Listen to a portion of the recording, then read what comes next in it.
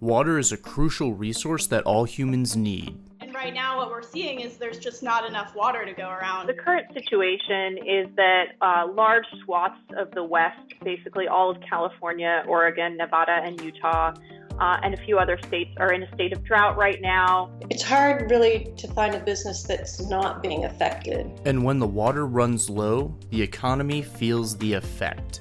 Agriculture consumes more than 70% of the available water supply. During drought years, agriculture will drink up an even larger fraction of water supplies.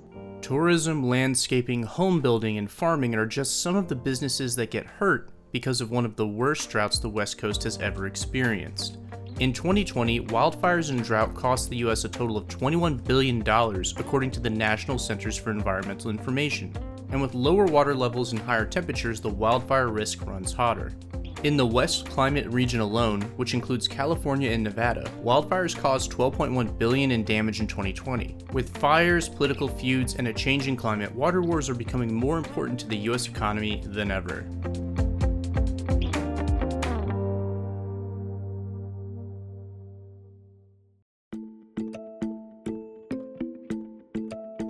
Right now, the West is experiencing major issues with water shortages and water scarcity.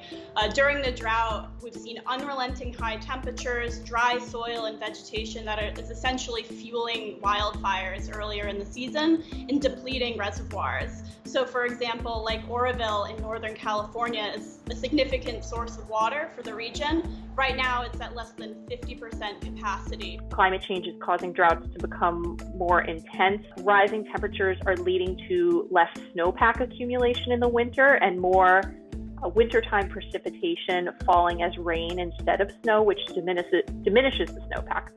Water from melted snow in western mountain ranges, the snowpack we're referring to, has helped sustain the region's rich farmland, turning some areas into agricultural powerhouses. Farming in California brought in around $49.8 billion in 2018, and another $14.3 billion was produced by farms in Oregon and Washington state. Wildfires can seriously hurt these billion-dollar enterprises. What we have is a number of systems that operate in wildland fire that were created in the mid-20th century based on assumptions of that environment.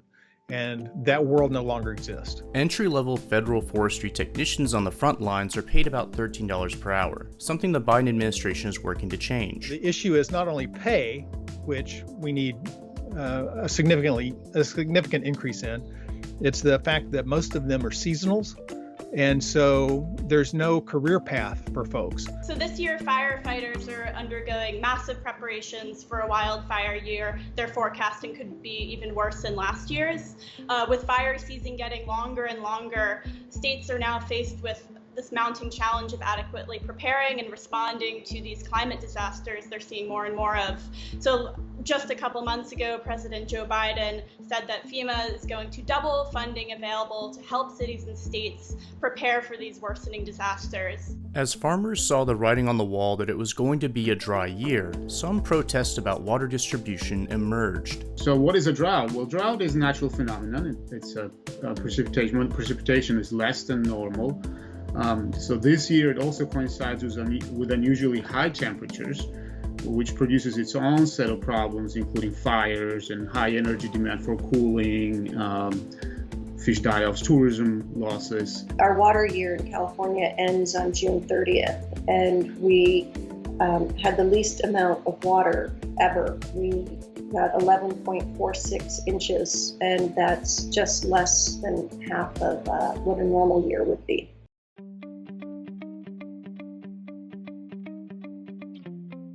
Water scarcity is a problem that affects everyone from the local level to the federal government. In the background, state and local agencies like the Department of Water Resources and local water agencies work year in and year out, not just during drought periods, on water management in light of climate change and climate extremes. At the local level, water conservation is nothing new to the residents of California. There are people who are already collecting water from when their shower is turned on and putting it in a bucket, the cold water in a bucket, and then using that for landscaping or flushing a toilet. Right now, we're in the second consecutive dry year, and these consecutive dry years do make droughts more severe. Water markets in California, for example, can help ease drought realities by allowing the transfer of water from one user to another for a set period. Unfortunately, water scarcity usually means that lawsuits both between people living in affected states and between states that share water resources crop up over who gets what. Some bodies of water don't end at the state line. Water in the US is at times driven by agreements between states, like the Colorado River Compact, which was designed to help states downriver from facing shortages. So these agreements between states were, my understanding is, were put in place when there was abundant water in Colorado River. Unusually so. And so that amount of water declined, and now we have these droughts. Obviously, we will have shortages. Sometimes the federal government dictates water access, with agencies like the Bureau of Reclamation weighing the needs of farmers and other interested parties with environmental concerns like water needed for sustainable fisheries and to power hydroelectric dams. You always get the infighting between whether, should the fish or some aquatic species get the water, should the farmers get the water, should municipalities get water. These aren't new issues for California by any means.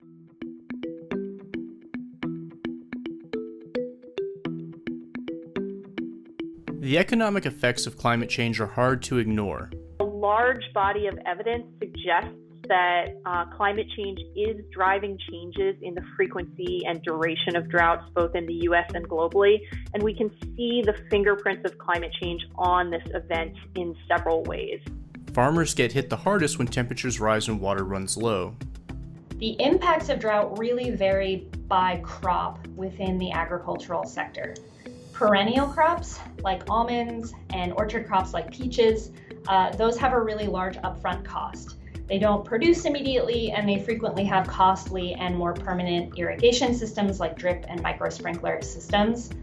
Because of this, water shortages that result in the need to fallow those crops represent the loss of a long-term investment. The government keeps track of the drought levels in the US, and the numbers don't look great for parts of the West this year.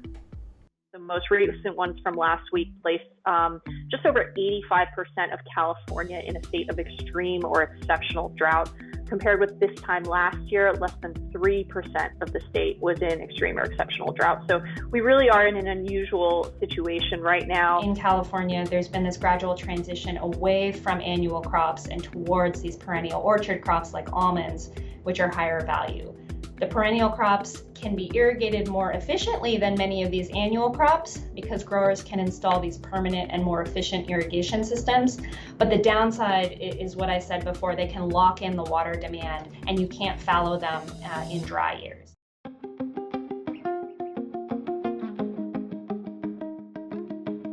California had another extreme drought from 2011 to 2016, rivaling this one in its intensity. And we're also in the midst of what scientists consider to be a mega drought out west. Essentially, a mega drought is a period of severe dryness with not a lot of relief from wet days that lasts for decades and basically triggers wildfires and water shortages and all the issues we're seeing in the West right now. Water indexes could be a free market solution to the unpredictable water availability. And in fact, we have seen more active trading of water futures. There has been a water futures market since 2018, and it has become more active recently. But it's not a futures market in a traditional sense where water is delivered. It's more like an insurance instrument. Upgrading infrastructure and technical innovation are also two more ways to help mitigate the future drought conditions that result in water scarcity. Contemporary solutions include the use of efficient technologies and practices across all sectors, and urban, agricultural, and industrial sectors. And even more recently, preserving and increasing storage of water underneath the ground, which is something that is typically called managed aquifer recharge.